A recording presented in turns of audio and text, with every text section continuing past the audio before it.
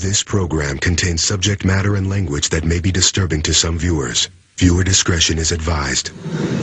She was always happy, outgoing. Drugs can take something that's pure and good and destroy it. My world's become basically doing whatever I can to get my hands on coke.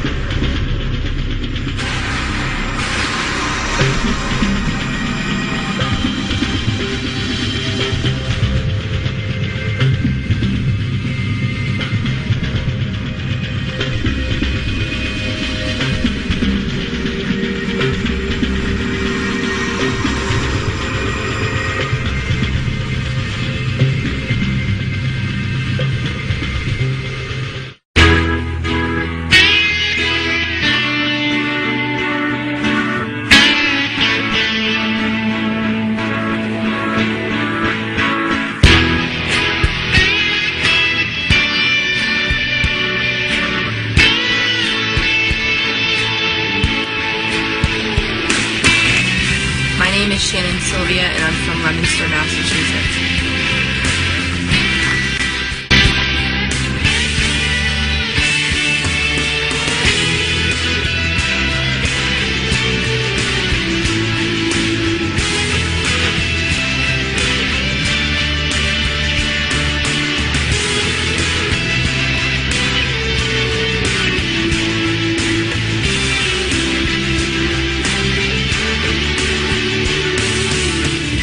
Life is always good when you have a Waffle House t-shirt, Jeff.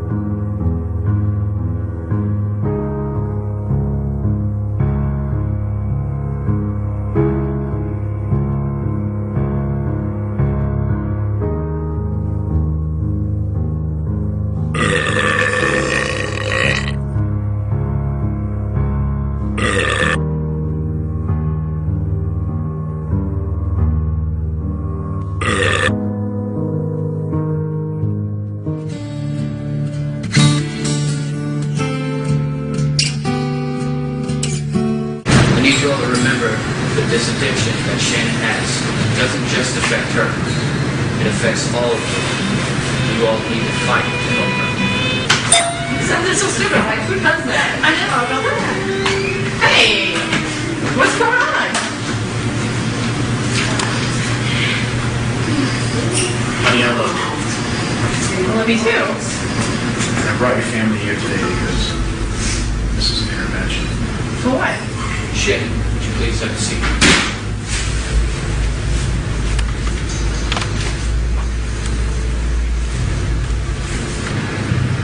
Who the hell are you? Dr. Cliff Duffy. I'm a counselor who specializes in addiction.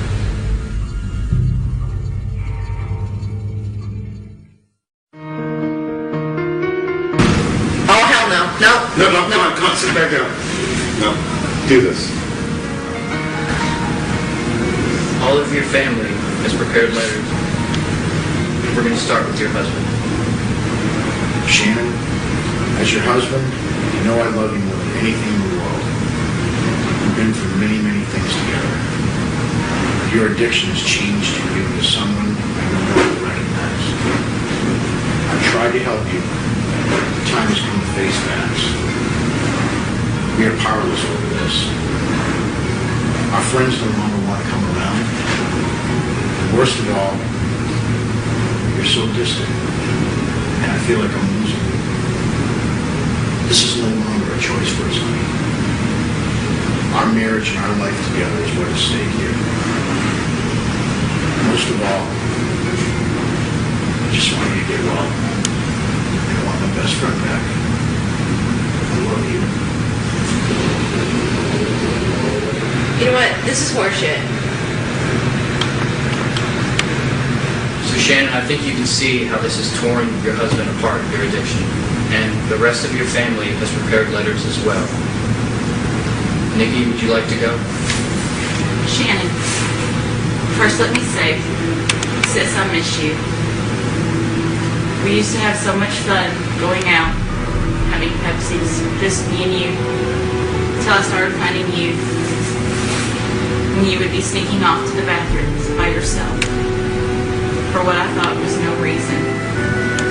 Till the day I found you, hiding in the bathroom with a 2-liter of Coke. You used to never hide anything from me. You were a person I looked up to. And now the Coke is all you turn to. Our family is torn apart. And now, we just want you back. Please, Shannon, for me and the family, stop the Coke and come back to us and let our family be together again. I love you.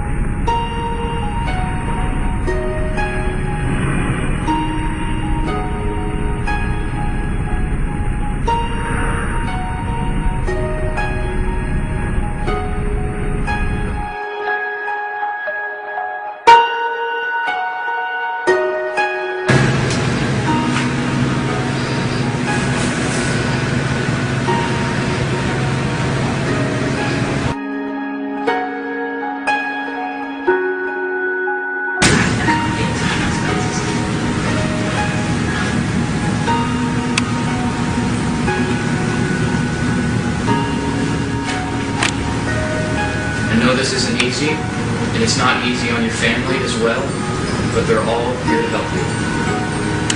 Chris, would you like to go? Yeah, thanks, man. I'll talk to you. Yo, Shannon. Since we've been kids, I've always had your back.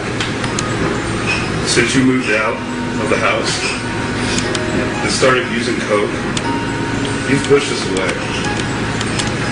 I love you so damn much, sis. I really do. I want my little sister back the way it used to be. Remember when we was little kids? Happy,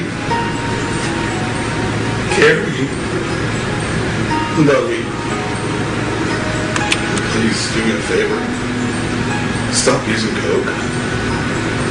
Quit using food cereal. Get help, please. Bring back that missing puzzle that this family needs. Because if you don't stop using Coke, I will never talk to you again. I won't. I love you. I want you back. Thank you, Chris. I know that was really tough. I know nothing is more important to a brother than his little sister. Shannon? Shannon? Your mom would also like to say some words. Dear Shannon, you're my firstborn daughter, and sometimes I know I've not always been there for you.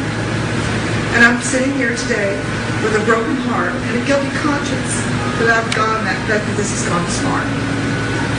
Your sisters looked up to you since she was a little toddler as her role model, but now she cries and worries about you every day.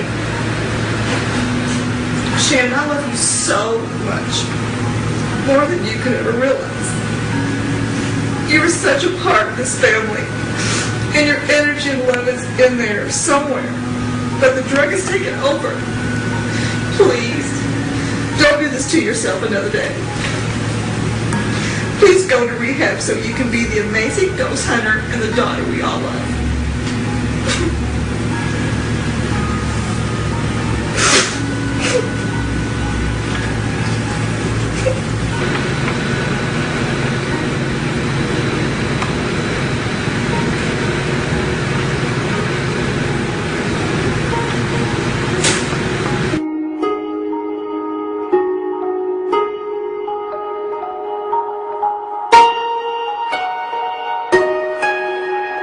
This is crap. I mean, honest to God, I have at home just go on a freaking plane and go to a rehab.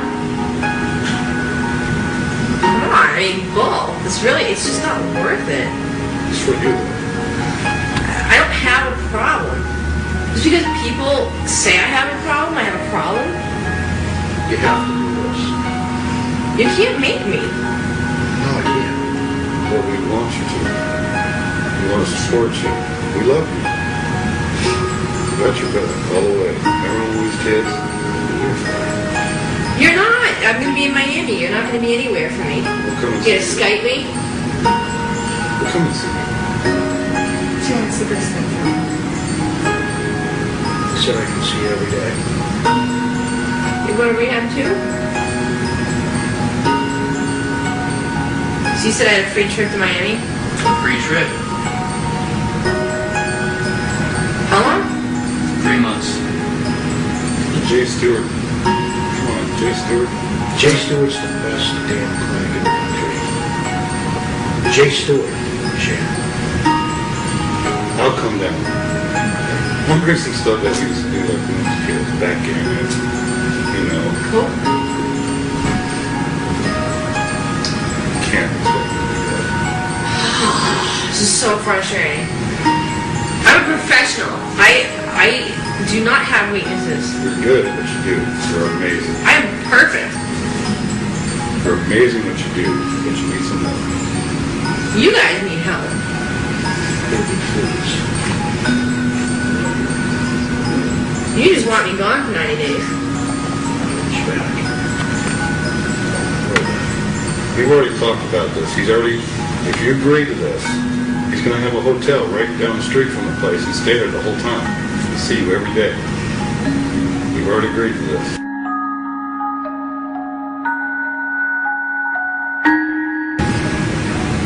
Alright, I'll do this stupid trip to Miami for you guys. My stupid coke problem. I'm only doing this for you guys, so shut up.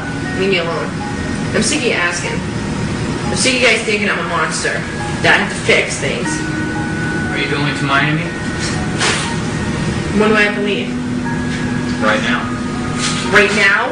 I mean, I got 1,000 messages on Facebook to get back to. Look, What is my agent gonna think?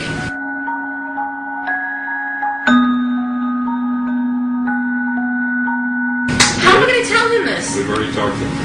I can't even get a hold of him. I talked to him.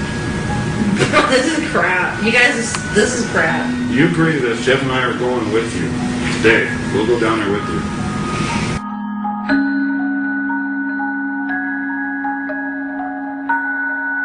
Alright, let's just get it over with. That's fine. Yes? Yes. Let's do it. Shannon, I just want to let you know that you have made the right decision. Your family will be here for you. And I'm glad that I helped you through this.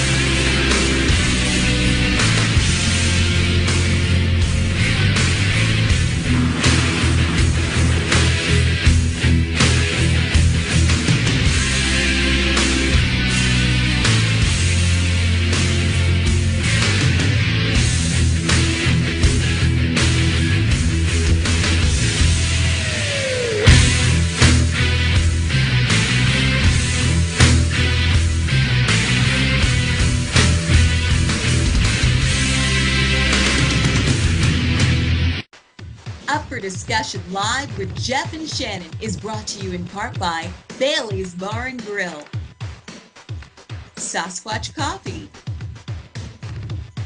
and Village Pizza.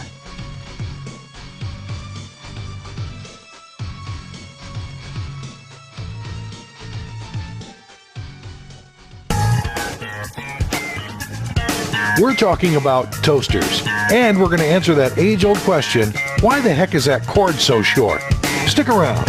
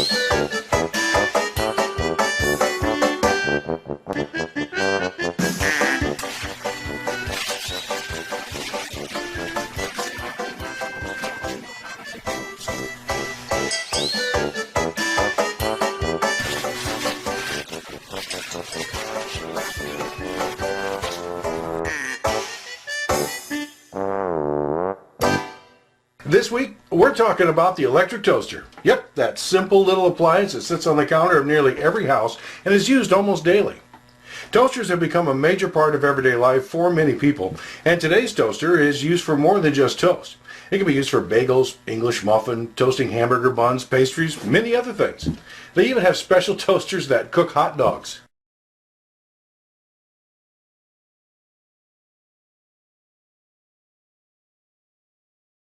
The electric toaster has been around for just over 120 years. It was invented by Alan McMasters in Edinburgh, Scotland in 1893. Now, the biggest problem at the time was to find a material for use as the wire heating element. It had to be able to sustain repeated heating to red-hot temperatures without either breaking or becoming too brittle. Early attempts to produce electrical appliances using iron wiring were unsuccessful, mainly because the wire would melt, causing a serious fire hazard. In 1905, a young engineer named Albert Marsh designed an alloy of nickel and chromium, which came to be known as nichrome, which was a stable element and would melt at high temperatures. The first U.S. patent application for an electric toaster was filed by Albert Marsh and his colleague George Snyder of the American Electrical Heater Company of Detroit. In 1909, the first commercial toaster was released by the General Electric Company. But it wouldn't be until 1925 before we had a toaster that would evenly heat the bread on both sides, have a controlled timer, and would eject the bread like the ones we use today. Now today, according to the Home World Business magazine, approximately 300 million toasters are sold every year. And with all this toasting going on, do you know how it's done? Most modern toasters all work basically the same way, by using infrared heat. On the inside of the toaster, like the one we have here, you have two mica sheets on each side wrapped with thin nichrome wire that heats up and toasts the bread. Now, in the early days, toasters would only heat one side of the bread at a time. You'd have to manually turn the bread once one side was done. It wasn't until 1925 when toasters as we know it today came into being. Since then, most toasters came with two basic functions. First being the spring-loaded top and the timer, which determines how light or dark the bread is toasted. You simply place the bread in a slot like this, set the timer for the desired level of darkness, push down the handle, and wait.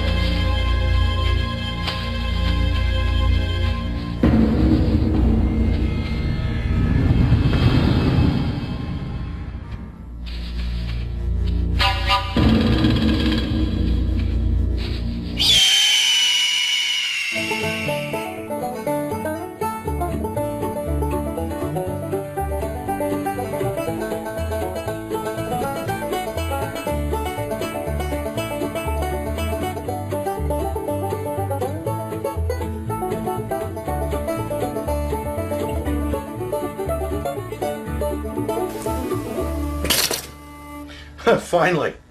Well, actually, depending on where you set the dial, it only takes about 1 to 3 minutes for bread to be toasted. So there you have it. Everything you ever wanted to know about the humble little toaster. And now you know how to do that.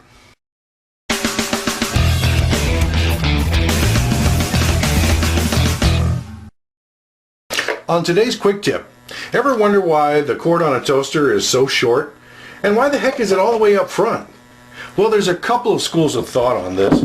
One states that the government forced a change in the building codes to prevent electric appliances from being placed too close to a kitchen sink. It requires that electrical outlets are kept a minimum distance from the sink, and that distance basically coincides with the length of the cord. This way you can't accidentally knock your toaster into the sink of water. Another explanation is that appliances that demand a lot of power, like a toaster, draws electricity through the cord faster, which might cause longer cords to heat up and become a fire hazard. And this is also why you never ever want to use extension cords with a toaster or any kitchen appliance. As for why the cord is attached in the front, well, according to wikianswers.com, the underwriter's laboratory that inspects appliances for safety instated new safety regulations requiring the cord to meet the toaster where the control panel is located, in the front, and also requires shorter cords. They cite as their source, Hamilton Beach Customer Service. And now, you know how to do that. Thank you for watching this episode of How to Do That. If you found this episode interesting, we upload a brand new video every Tuesday. So go over to YouTube and like and subscribe to our channel. And then you can say that you know how to do that.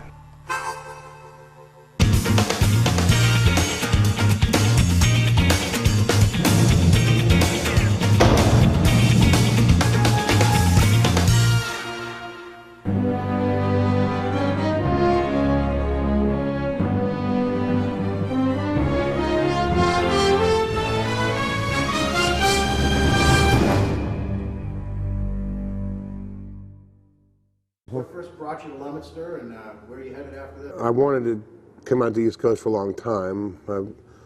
There's quite a few people who like my music out here, and I wanted an excuse to take my wife on a second honeymoon.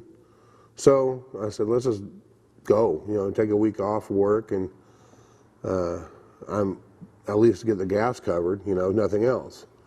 And so she agreed, and my son found out, and he said, I want to go, I want to see New York City, I want to see all this, and so we brought him along, and having a cousin in Comac was another reason to come out this way.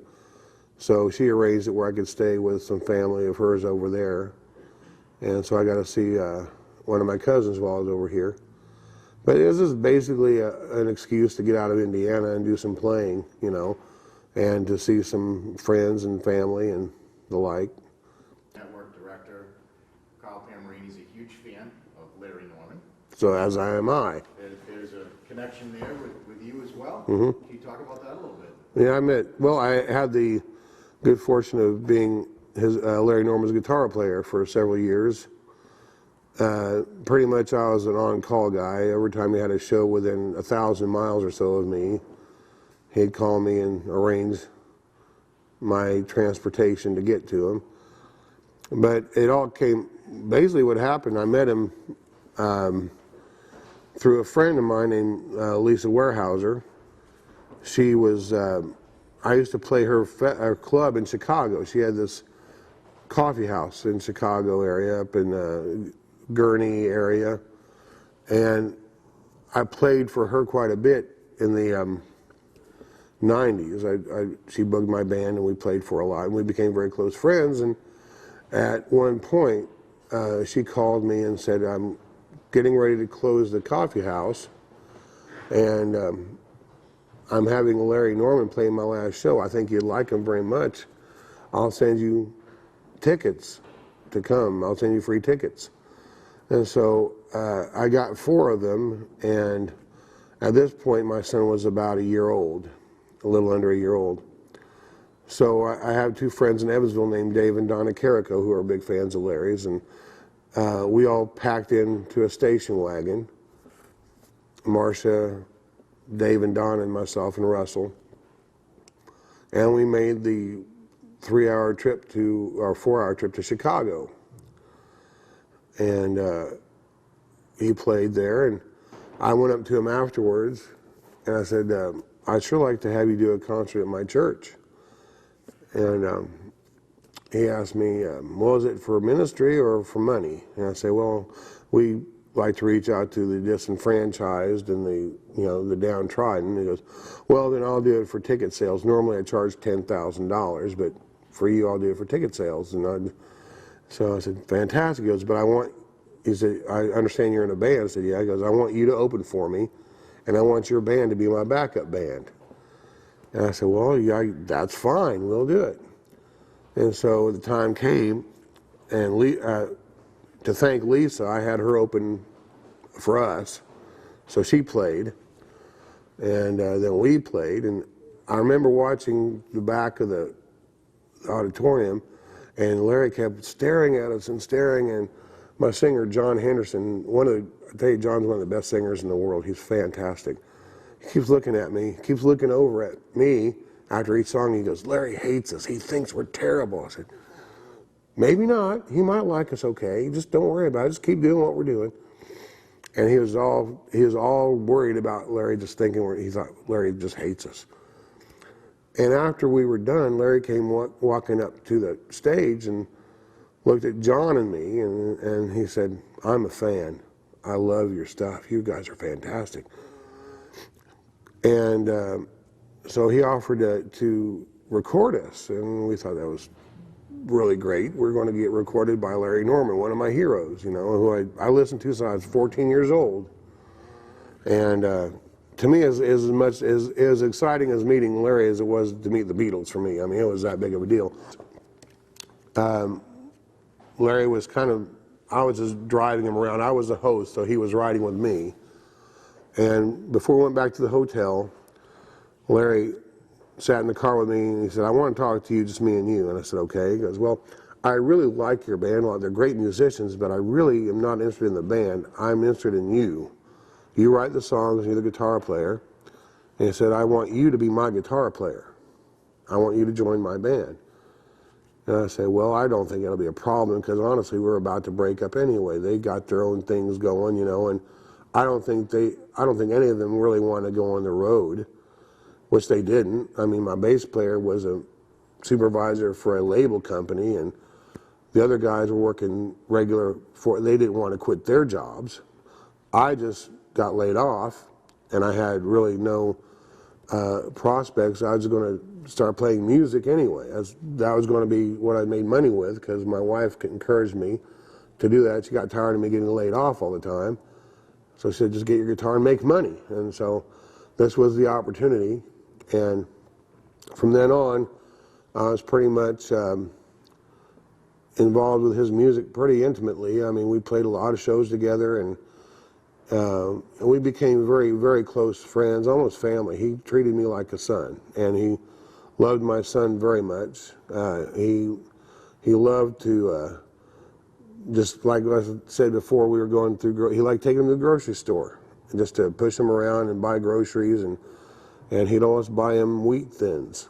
He'd open a box of wheat thins going through the grocery store, and Russell would be, he'd about 2 or 3, he'd be sitting in the cart, you know, where you put kids, and while he pushed him, he'd give him wheat thin crackers.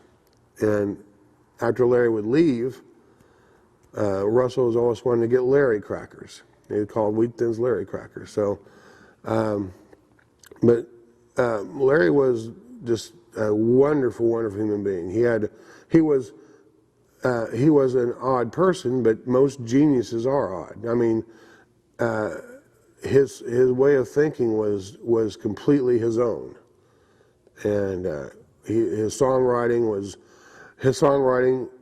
was designed to transcend the mainline Christian music. He started the whole thing. He was basically the trailblazer, because he was the first one to think about mixing rock and roll music and Christian music. It was completely taboo to do that, and he just did it anyway.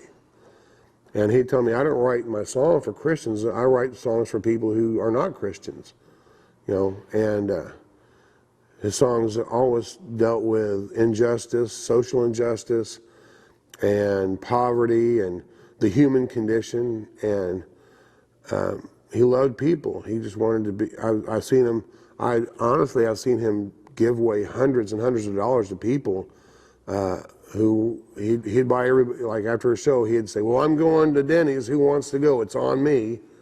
And he'd buy everybody's dinner. I mean, there's like 20, 30 people there. He'd buy their dinners, you know.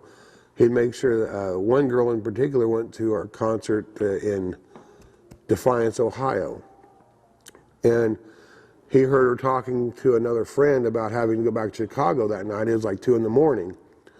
He said, well, you're not going back to Chicago. And she goes, well, I can't afford a hotel room. I said, I'll take care of it. You're staying here. I don't want you driving sleepy. You could get in a wreck.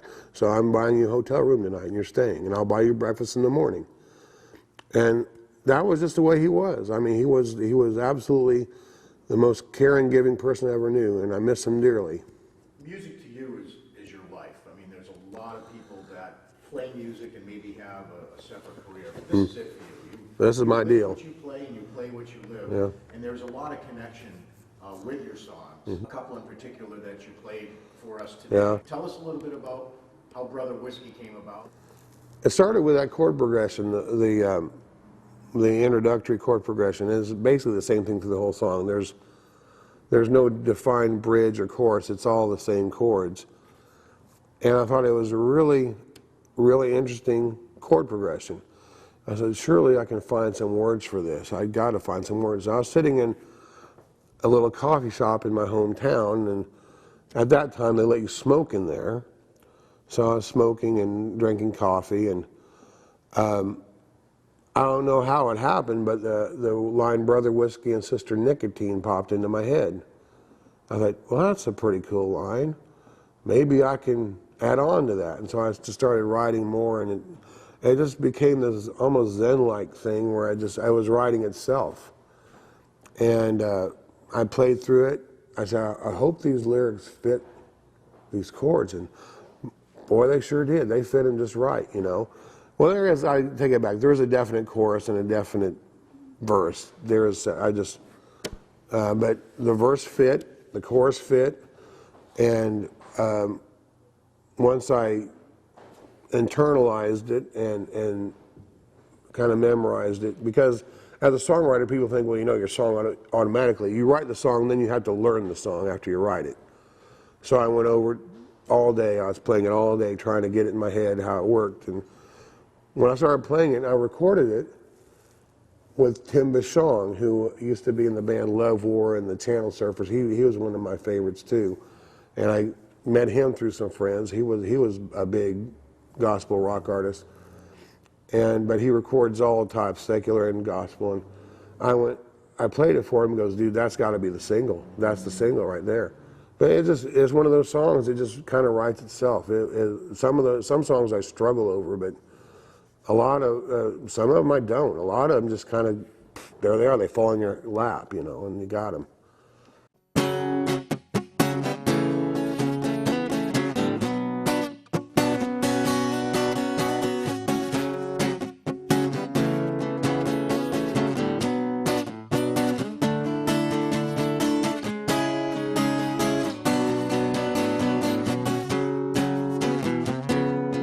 Brother whiskey and sister nicotine. Brother whiskey and sister nicotine. Well, I must confess you got your chains on me.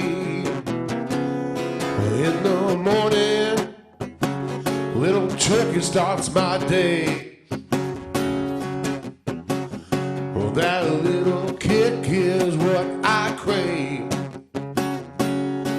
Then at noontime, I throw a couple more back.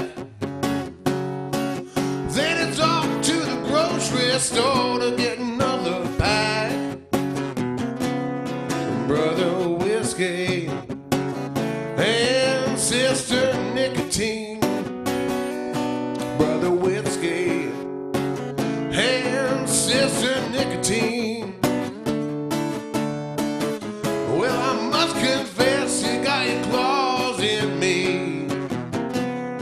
Then at nighttime, when I get real tight, a little bit of crow makes me feel alright. There's some humpbacks, they make me feel real loose. Sometimes I think my neck's stuck in a noose. Brother whiskey and sister nicotine. Brother whiskey and sister nicotine. Well, I must confess you got your chains on me.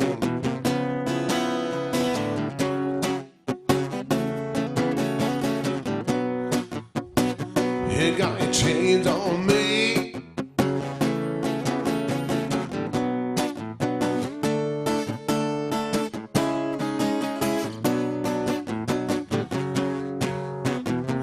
Oh, a couple of times tried to put it all behind.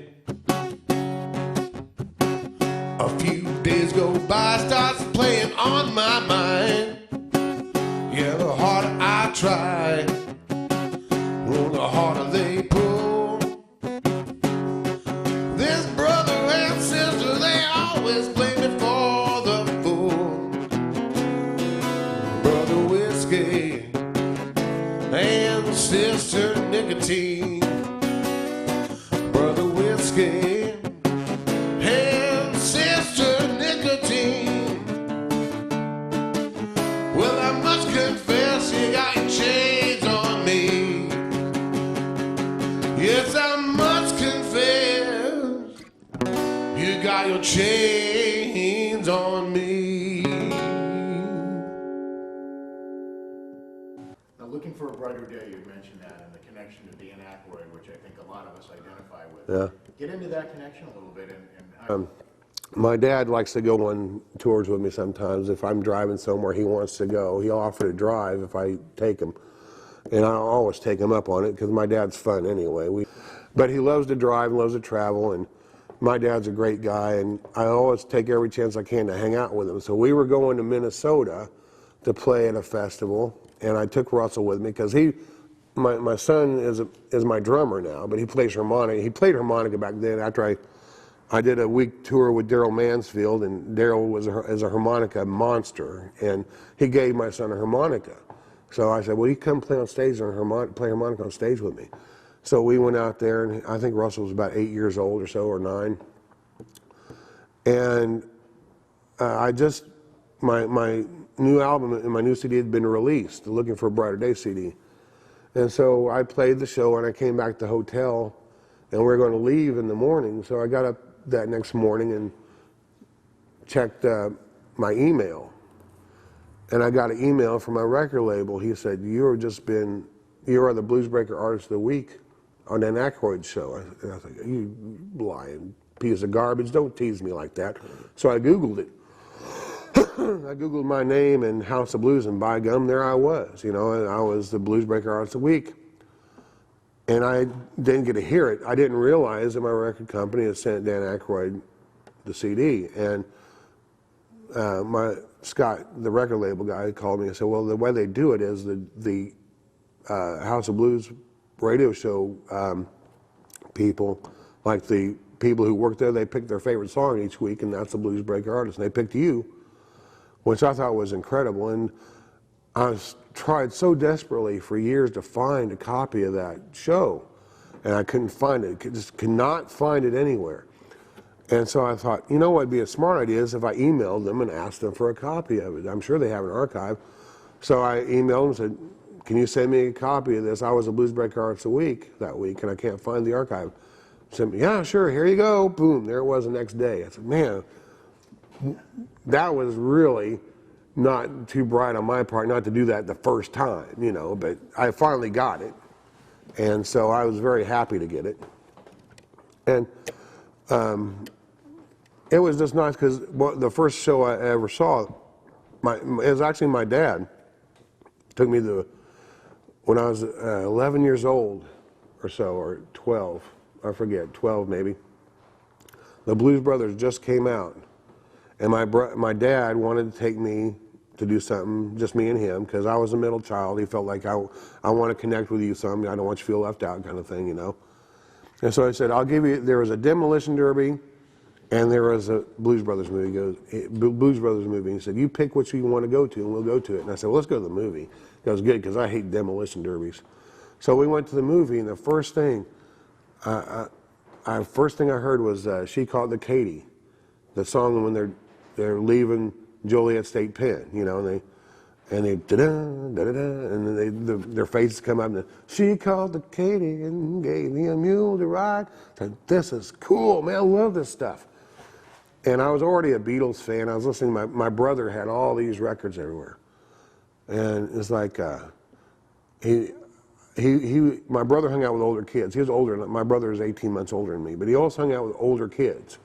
And they brought their records, like they had Little Feat and John Mayall and the Blues Breakers and Canned Heat and all this stuff. And I listened to this with them, and I was like, I like this, but the blues stuff was just so cool, like Cab Calloway and Ray Charles and John Lee Hooker, and they had Donald Duck Dunn in the band and Steve Cropper and Tom Bones Malone on the horns, just great musicians, and you hear these songs all through the movie, and I was just hooked. I mean, blues was it, that was this, and so Dad got me into that, and so I said, Dad, I was on Dan Aykroyd's show. Remember we saw the Blues Brothers? Now he's playing my music. What a switcheroo, man! Isn't that so cool? And Dad was real happy about that. He was always going on about how I was played on Dan Aykroyd's show, and I got to say something for my brother. He was a big part of my music upbringing because we shared a bedroom, and he was real. They even had a list of the 50 bands these are the 50 bands you listen to, no other ones are allowed, and of course they had Neil Young on there, Bob Dylan, Cream, all this stuff, and God forbid you get a record that's not on that list, because this is the list, so you can't break this list. And I went to, there's a record store in Terre Haute, Indiana called Headstone Friends. It's an old hippie store. I mean, it's been there since God was a boy. It's been there forever, I know the owners, I know everyone works there, they know me by name. I go in there and play for them sometimes. It's just it looks like a hippie place, But I went in there and I thought I'm going to impress my brother. I'm going to buy a really cool blues album. So the first blues album I bought was Lightnin' Hopkins. I love Lightnin' Hopkins. He is incredible. And so I took it back and said, you need to check this out. This is really cool. So I put it on the turntable. I had this old Technics turntable with the weighted needle and everything was very precise to my brother. He was an audiophile. He had all the top line stuff. And put it on there, and he's like, dude, this is terrible, man. There's no bass player or drummer or nothing on here. It's just some old dude playing guitar and singing. I said, that's the beauty of it. I can't stop loving you. I made up my mind to live in memory of lonesome kind. I can't stop wanting you. It's useless to say. So I'll just live my life in dreams of yesterday. Those happy hours that we once knew so long ago, they still make me blue. They say that time heals a broken heart, and time has stood still since we've been apart. I can't stop loving you. I made up my mind to live in memories of lonesome kind. I can't stop wanting you. Useless to say. So I'll just live my life in dreams of yesterday.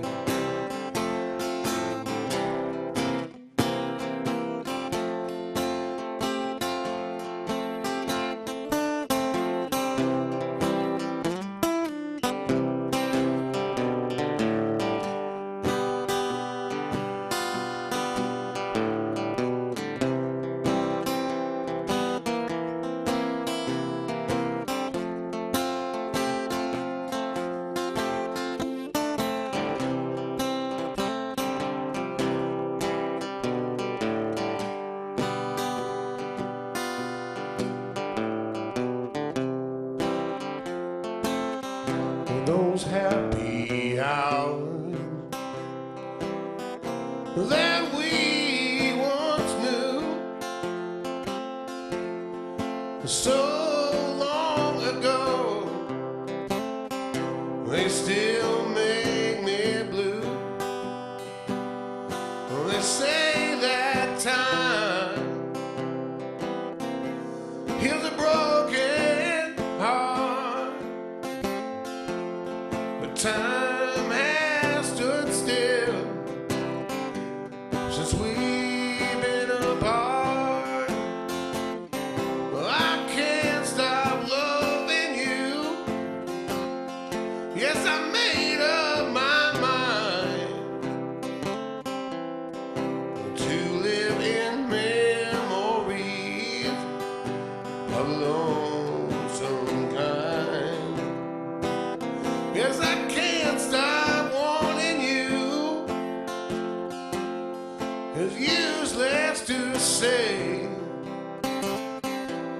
So I'll just live my life in dreams of yesterday.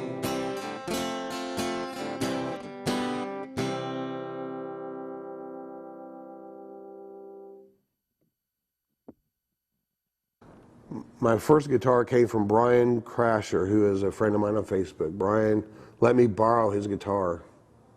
I wanted to play. I saw my buddy Pat Deisher, who I went to school with. Pat and I were in Boy Scouts, and Pat would bring his guitar to camp and play it, you know.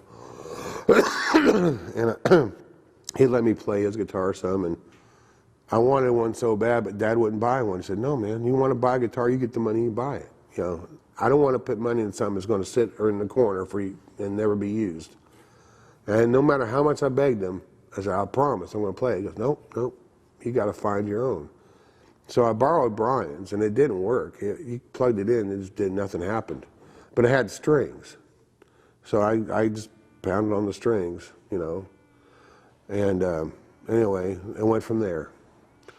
Because I wrote the song in the car, and my mom was beside me and said, I wrote 3 verses of the song. It's about you. I can't come up with the fourth verse, so I want one. So I'm writing something about a gas station, because one-stops are gas stations, and it's one-stop man. I said, okay, well, I'm giving you credit for it. And I wrote the verse, and I told it to her. She goes, I don't want credit for that. I said, well, you got it. It's too late. The song is called One Stop Man.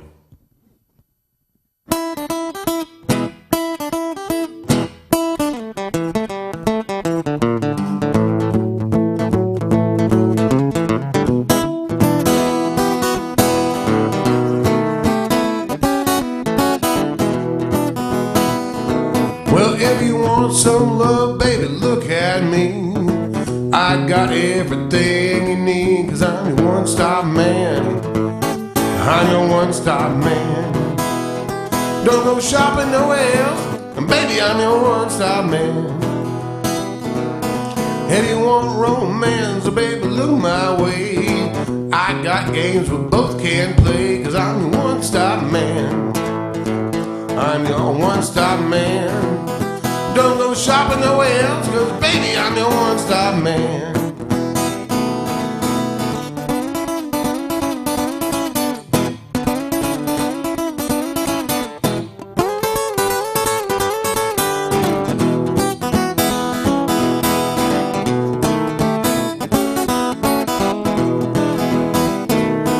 You don't need no coffee, don't need no tea. All you need is little old me, 'cause I'm your one-stop man. Baby, I'm your one-stop man. Don't go shopping nowhere else, 'cause baby, I'm your one-stop man. Well, now pull up to my pump, 'cause I can fill your tank. All you gotta do is give my hose a yank, 'cause I'm your one-stop man. Baby, I'm your one-stop man. Don't go shopping nowhere else, 'cause baby, I'm your one-stop man. Yes, I'm your one-stop man. I'm your one-stop man. Yes, I'm your one-stop man. I'm your one-stop man. Don't go shopping nowhere else, 'cause baby, I'm your one-stop man.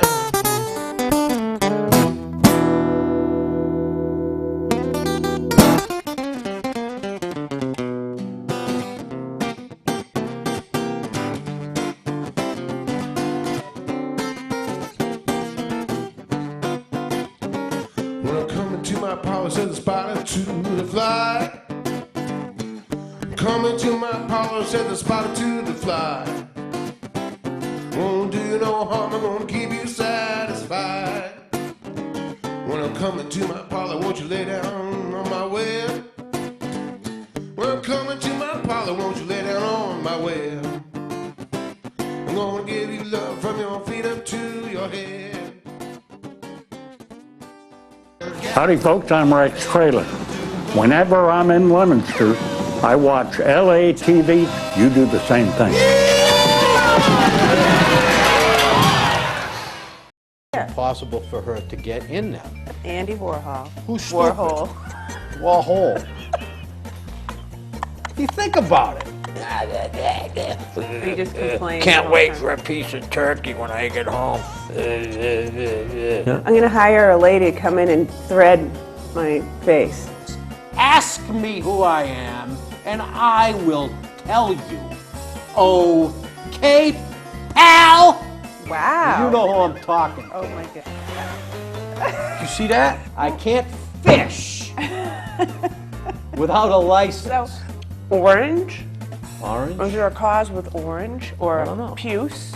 Or How about chartreuse? Ooh. If I want to say something to you, I'm going to say it, right? You. No, Me? you. I'm saying to you. If I ever smell, just tell me. Okay. I know if I have like something hanging off of my nose, I'd rather have somebody just say, you got something hanging out of your nose. Then you have to have a guy like Andy Warhol who's saying, let's do this, it's gonna sell for millions of dollars. Okay? Is there hypocrisy here somewhere? Are these people Hypocrisy everywhere. wacky? Oh. Get any ideas about corn and cows? It's sheep now, man. Yeah, better watch it. Yeah. If there was a men's night out, what would occur? What would occur? Yeah. You'd have pork and beans, beer, and a farting contest. Just let me know. What's it supposed to be doing? Jane, what am I supposed to be feeling? I mean, give me a break. They gave it to a lumberjack. I know who I am.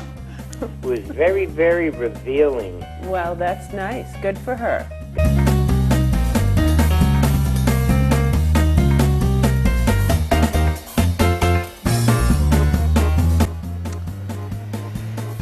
What are we going to talk about tomorrow? Tomorrow. Who do you want? Who are you gonna be today? Who is it really? Making up your mind. Got to listen to the man. Pay attention to the magistrate. And while he's got you in the mood, listen to your heart. Gonna catch you later. Oh, no cannonball. Some Cinderella. Give it a big with a top. Dip, dip, dip, dip, dip, dip, dip. Bow, bow, bow.